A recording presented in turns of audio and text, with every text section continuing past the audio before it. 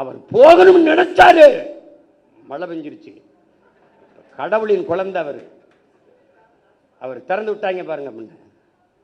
ஏடா கடவுளின் குழந்தை இங்கே இருக்கும்போது கர்நாடகாவில் ஏண்டா மழை அங்கே பெய்யுது, இங்கே பேஞ்சு விட்டு போக வேண்டியதானடா, இங்கே பேஞ்சா நாங்கள் பிடிச்சிக்கிறோம். என்னடா தம்பி, அது ஏன் கர்நாடகாவிலேருந்து எனக்கு திறக்க விடணும் கடவுள்?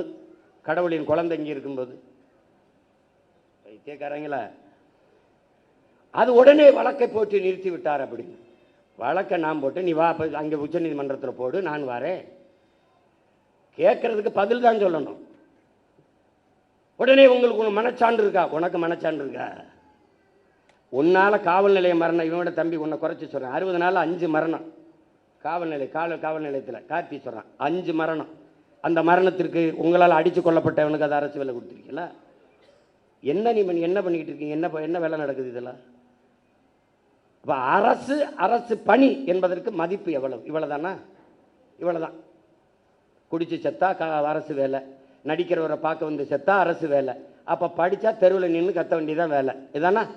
அப்போ தமிழ்நாடு தேர்வாணையத்தில் தேர்வு எழுதி தேர்ச்சி பெற்று வேலைக்காக பல லட்சம் பேர் காத்திருக்கானே, அவன் யாரு?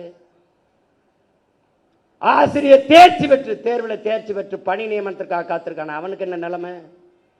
பகுதி நேர ஆசிரியர் பணி நிரந்தரத்திற்காக காத்திருக்கானே, அவனுக்கு என்ன நிலைமை? 400 பேர் பொறியியல் படித்த பட்டதாரி வாயில் காவலர் வேலைக்கு விண்ணப்பிச்சு நிற்கிறானே, அவன் நிலைமை? எம்எஸ்சி எம்பிஏ படிச்சுட்டு டாஸ்மார்க்கில் வெறும் 7500 ரூபாய்க்கு சாராயம் ஊற்றி கொடுக்குறானே, அவன் நிலைமை? அப்ப அரசுக்கு மரியாதை என்ன? அரசுனா என்ன? அதுக்கு என்ன மரியாதை இருக்கு?